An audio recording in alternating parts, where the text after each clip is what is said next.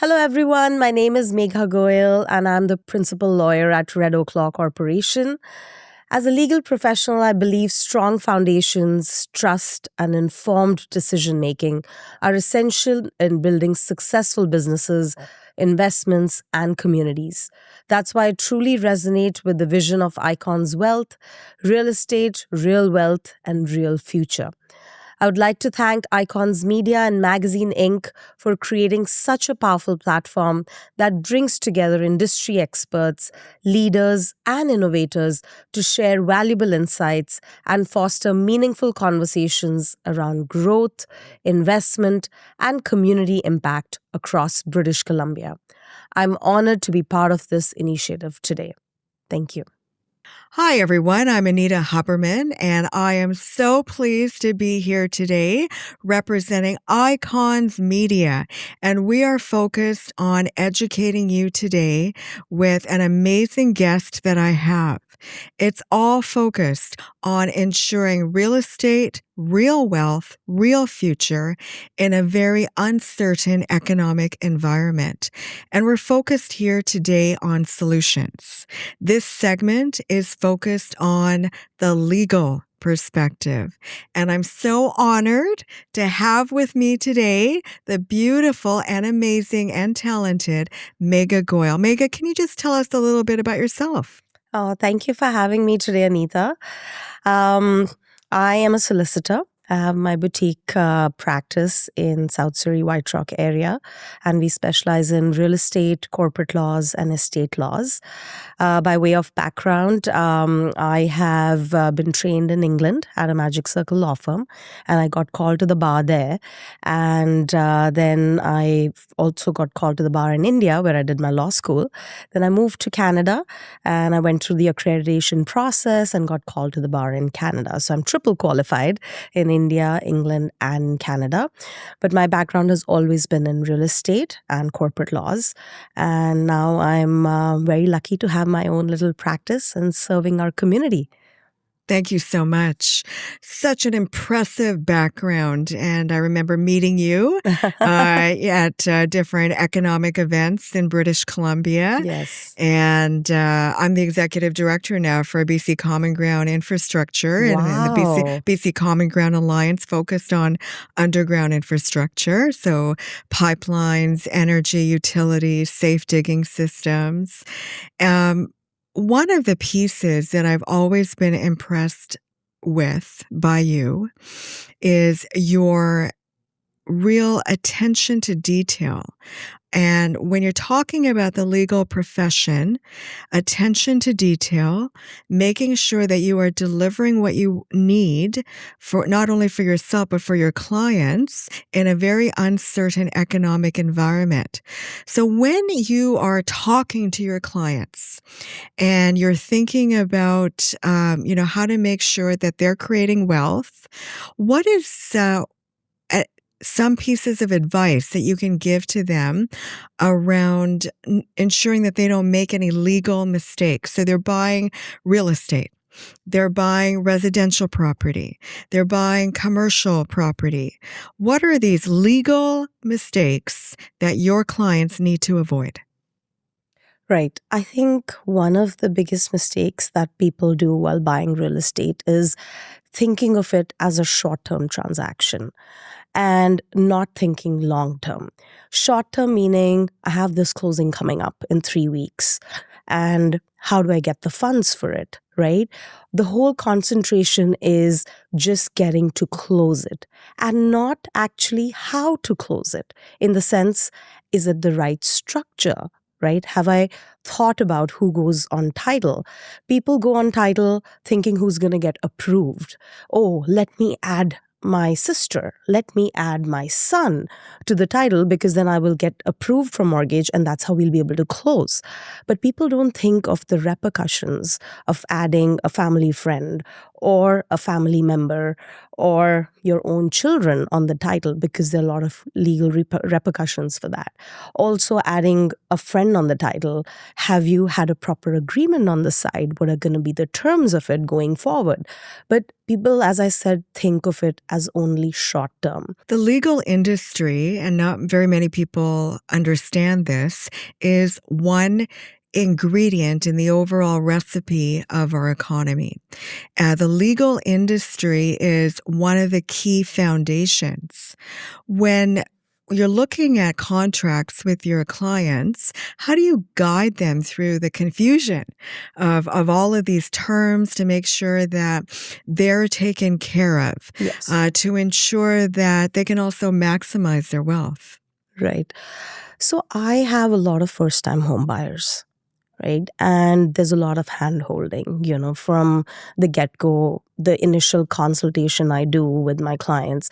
I run them through the whole process of how the transaction is going to close, what are the different steps, so they kind of understand what to anticipate, when do they need to get their drafts ready, and what is going to be the closing procedure. The other thing I pay a lot of attention to at the actual consultation is educating my clients about the documents that they're signing.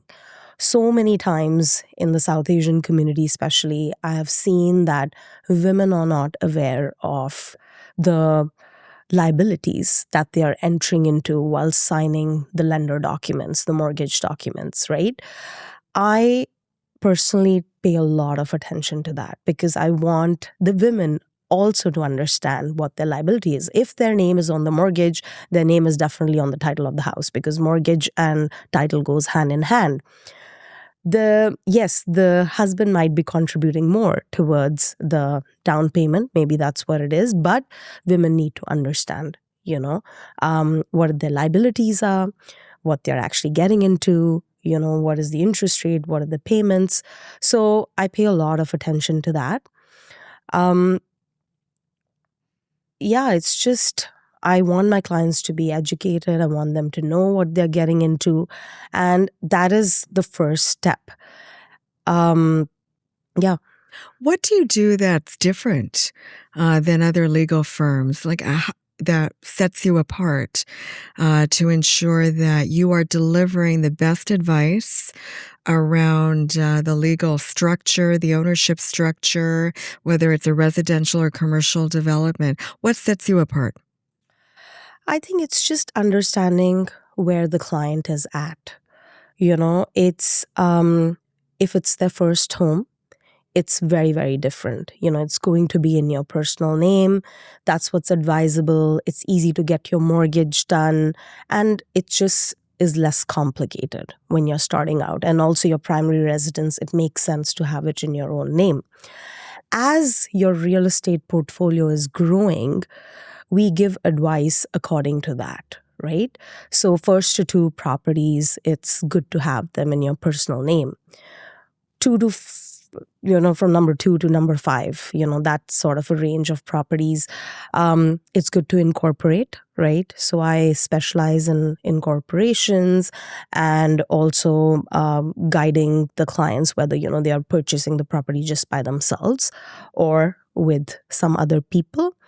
And then 5 onwards, I think it's good to get into holdco and an operational company setup. And that's where, an accountant also gets involved, and then we kind of figure out what is the aim. That's what I always ask my clients. I like to understand what is their goal. Is it a long-term goal? Is it a short-term holding of the property? Are they going to live off that income, or is it just a medium to buy the next property, right? So that's the most important question, I think, understanding what the client's intention is, and then we can structure it accordingly. I've had the experience of working in England. I've had the experience of working in a large national law firm in downtown Vancouver. So I think, structure-wise, it's I have the expertise to guide the clients, and we work a lot with accountants as well, so that there is good tax efficiency, for taken care of for the clients. Good. When you're considering property ownership, and really looking at wealth creation. What is one piece of advice that you can give to a person that's just starting out? Um, Yeah, I think the best thing is to have your real estate contracts set out properly. I think, again, going back to what I said initially, short term goals, people focus at the price and the date of completion, right? And instantly you start thinking, okay, how am I going to get the funds together by that date? But there are a lot of pieces that go in the middle to actually execute it correctly. Right.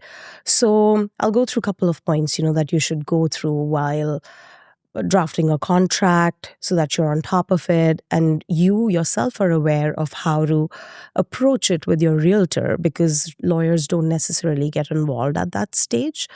I think it's good to see the subject to conditions, right? It's very easy to say, okay, subject to financing, subject to inspection, but it's very important how it's actually worded in the contract. Then the deposit that you pay to the realty office, you need to know, what are the terms and conditions with that deposit, whether it's refundable, it's not. Then there are certain other adjustments that are included on top of the purchase price, which buyers don't think about when they're getting into the contract, right? If it's a new property, there's GST implications, there is property transfer tax, and then there are other adjustments like property taxes for the year. If it's a strata property, there will be, strata adjustments related to that. Clients are not aware of that. They think the property is for $500,000 and that's it, right? There are a lot of other implications that come around it. And if you're looking at an older property, it's very good to have a holdback clause or an addendum done to the CPS, to the contract purchase and sale, so that there is some sort of holdback kept in case something doesn't work later on once you move into the property. So I've had a lot of issues, come up with, oh, my refrigerator is not working. Oh, the water tank has tanked and it's not working. It's such a big expense. We cannot afford it. And, oh, this wasn't disclosed to us that this wasn't in good condition when we bought it. But me as a lawyer, when we've already closed the property, I don't have any funds left. My trust account doesn't have any funds related to that transaction. The contract of purchase and sale has no provision for a holdback because the realtors haven't included that in the contract of purchase and sale. So I just don't know, how the clients are going to get any money back. So it's my advice to have that holdback already included in the contract of purchase and sale, because then it's a legal and binding implication for the sellers, right? Because that holdback is already in our trust account.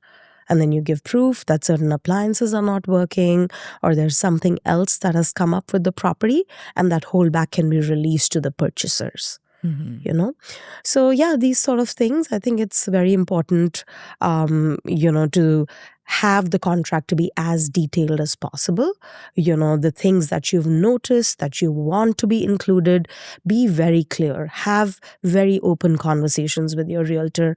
Have the contract of purchase and sale include every single detail that you want it to have. Any chattel, any equipment, any appliances that you really liked or you want them to be included so that there are no surprises. Excellent. Thank you so much, Megha, for joining us today at the Icons Media and Magazine podcast, where we're focused on wealth creation for today and tomorrow through real estate. And what I've learned today is you absolutely need a lawyer that you can trust, that has the expertise, that can guide you step by step to ensure that we have the pathway to ensure that we have wealth creation through our real estate purchases. Thank you so much. May everyone, this is Megha Goyal. She's a thought leader and really focused on the legal perspective towards your wealth creation. Thank you so much. Thank you, Anita, for having me. It was Thank you. lovely chatting with you. Thank you. Thank you.